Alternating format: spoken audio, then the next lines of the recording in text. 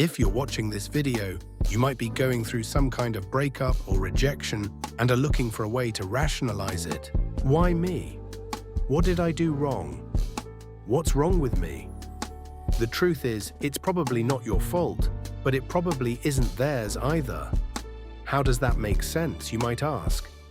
The short answer is, relationships are not about who is better, but instead, whose piece of the puzzle fits better with whose. Let me explain. As we as a society have developed, so too has our understanding of love. Before, relationships were about survival. Partnerships were about cooperation for the survival of group members, and romantic relationships were mostly about reproducing. And as history went on, these things became a matter of wealth and power and social standing. But nowadays, we have less need to focus solely on seeing tomorrow. It's less about surviving and more about thriving. Nowadays, we direct our behaviors and relationships towards actually enjoying our existence, to experience life with the people around us and who make those experiences better. It's about feeling happiness, fulfillment, and companionship.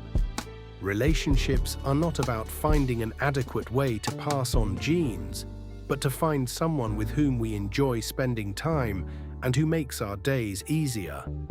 And while before, the better who would be decided with metrics, what they can do, what they can provide, their standing in society, now it's based on psychology.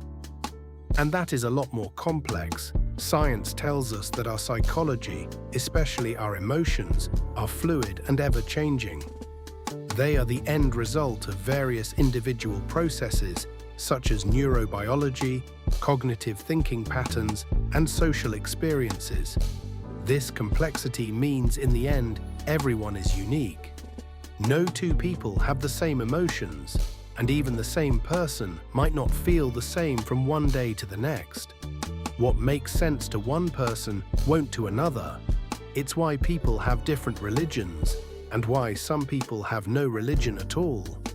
And neither person is necessarily right or wrong, they're just different.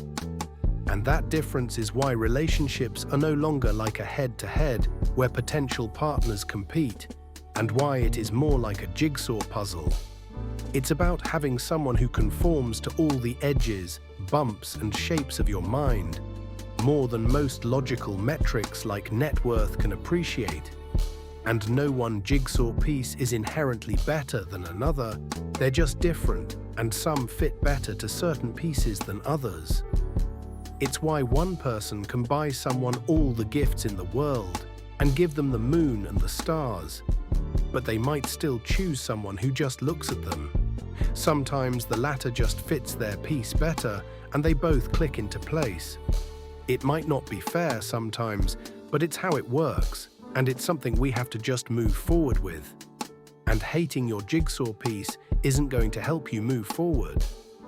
As already said, it's easy to question yourself in the face of rejection. Especially if it was particularly painful, it's common to become overly self-critical. And while you should always learn from every experience, don't take it too far. You have to remain objective and not let your brain distort the facts. Don't let your brain exaggerate the negatives, minimize the positives, or jump to conclusions.